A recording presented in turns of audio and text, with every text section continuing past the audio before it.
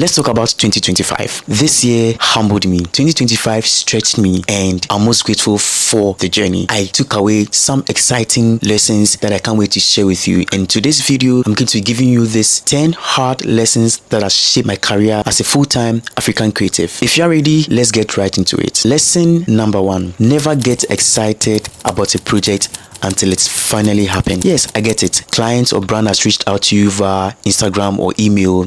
It's a big shot. You're ready to bring all your creative juices on board, and somehow along the journey, client pulls out. Yeah, it happens all the time. That is why I've learned to never get excited about a project until it's finally happening. Contracts have been signed, deposits have been made, the project is finally happening. Yes, it is very important. Don't make plans with a project until it's happening physically. It's very important. It saves you from a lot of stress. It saves you a great deal. So this is a very important point to note. If you're planning to be a full-time creative or you're planning to do more in the coming year, wait until things are settled. Keep your mouth shut. Until the project is finally happening, never be excited. In fact, until the project is 100% done, never be excited. Lesson number 2, always ask for more. There's nothing like, oh, asking for more makes me feel unprofessional. Maybe the client might pull out. Well, here's what you need to know. Some brands or clients or projects will actually expect you to negotiate or ask for more. It happens in every industry. Maybe the project that is coming needs more of your time or your efforts. You need to invest a lot of things into it. If you feel you need more for that project or client, it goes a long way to actually ask for more. There's no harm in asking for more or negotiating brand deals. In fact, some brands actually see it as professional if creatives ask for more. Maybe they need some extra gadgets or some equipment or logistics, or maybe they want to hire more people on the project. It's always safe to ask for more. You might never know if you ask for more, you can actually get it. You may never know. Closed mouths don't get fed. Always remember that. The third lesson that I had to learn this year is always over communicate. There's nothing like you are communicating too much or giving too many updates. Over communication kind of makes you more professional. It makes you more credible. How does it feel like ghosting your client and then they coming to ask you, hey, what's the update on this project? What's the update on XYZ? Like, it's never done. Like, it makes you unprofessional. It makes you that kind of creative that you don't want to be. Okay, so at every step of the way or at every step of the project, always give an update, always send that Slack, always send that email, and it makes everybody happy. It brings a lot of transparency on the project, it brings a lot of clarity, and you get to appreciate, you get to develop like a roadmap for the client to see what is happening, and it makes you even more credible because they feel, okay,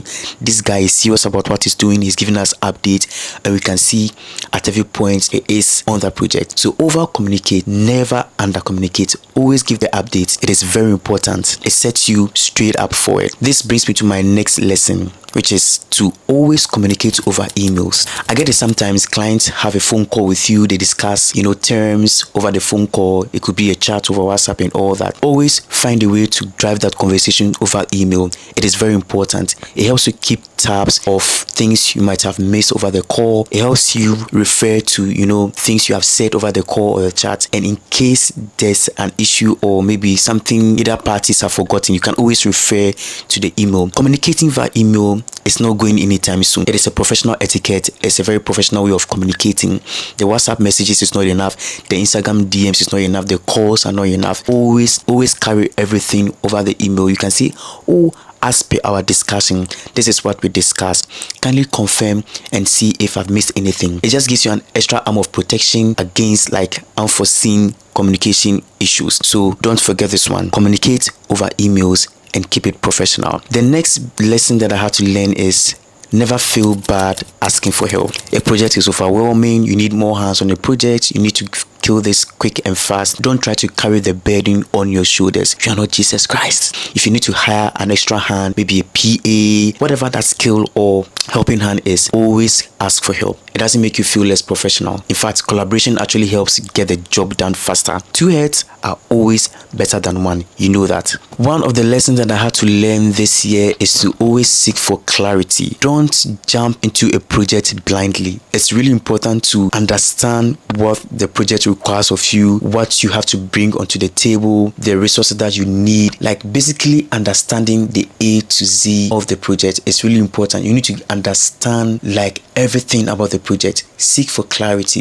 If you feel you don't understand the clause, if you don't understand a deliverable or whatever ask it is the project is requiring of you, always put in that email and seek for clarity. Always do this before going ahead to do the project.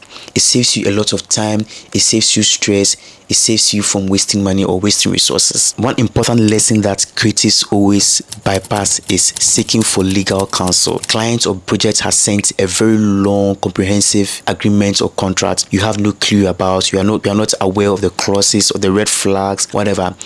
It always helps to seek legal counsel. If you have a friend who is a lawyer or whatever system you put in place, always share a copy of that contract or agreement for them to review and go through and point out any red flags. Maybe you don't have like legal assistance or legal counsel. You can use tools like AI to review your contract. I pass my agreement or contracts through ChatGPT, and then I ask ChatGPT to act like a legal counsel to review my contract and point out red flags for me. One of the greatest lessons I had to learn in 2025 was having strict payment terms or policies. When it comes to money issues, that is where the trick is. It can become very jittery, can become very crazy, hectic, stressful.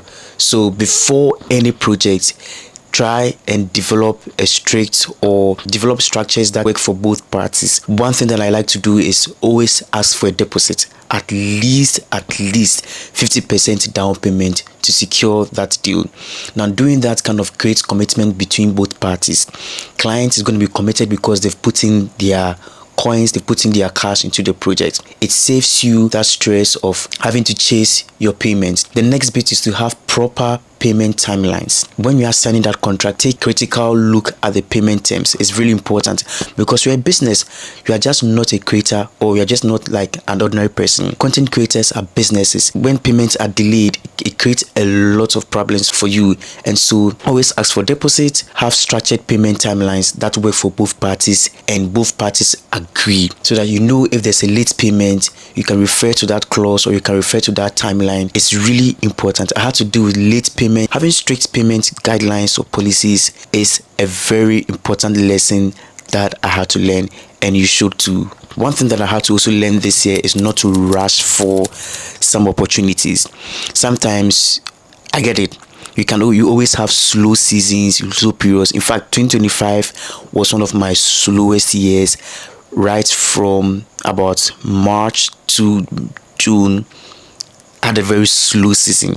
Now, one thing that I had to do, or I learned to do, was to brush up my skills, learn something new, go over my previous works, get to learn other things. Now, sometimes slow season doesn't mean you are out of work or you're not doing anything. Maybe God is preparing something bigger for you in the coming months. So I think what you can do is to brush up on certain skills. If it's a course you have to take, upgrade yourself, is really important. I think it's a good time to actually work on yourself personally. Take some time off, take it slow, and then be in that season. Everybody has slow seasons. Every creative actually goes through slow season. Even the biggest and most well-paid creators don't always have work coming in. So it's just normal that you have slow season. But then what do you do when you have slow seasons? It really matters.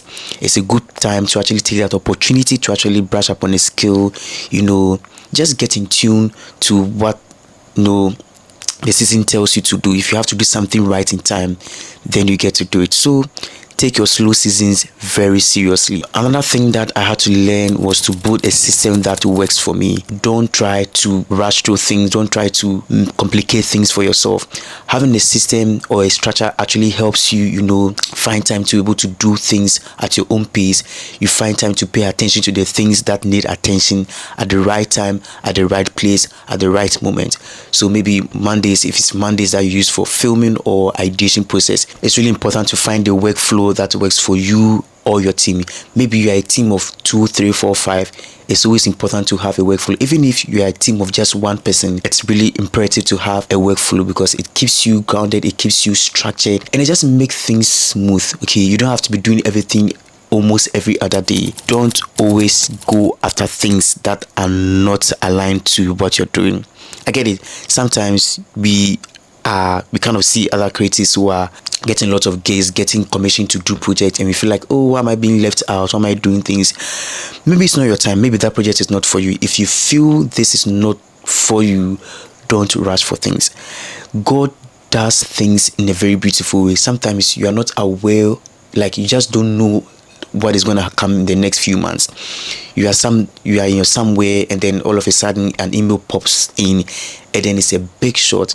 I keep telling people, don't chase after things that you realize are not aligned with what you want to do. Stop going after things that don't lie. You reach out to a client, or you send a cold email and you haven't heard back.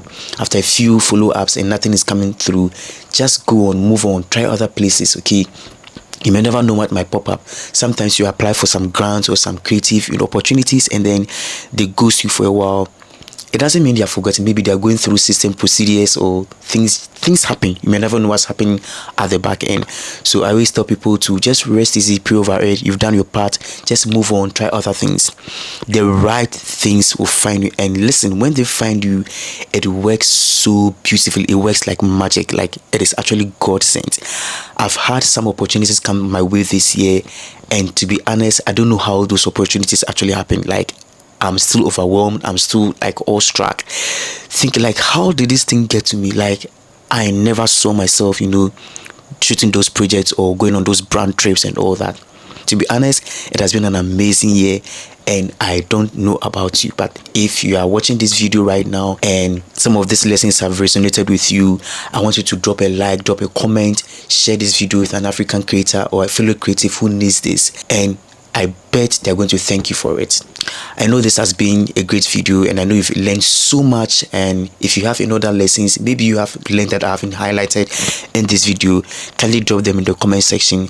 And please don't forget to share, subscribe, comment, and like. It goes a long way to help other creators. Thank you for sticking with me and supporting my work.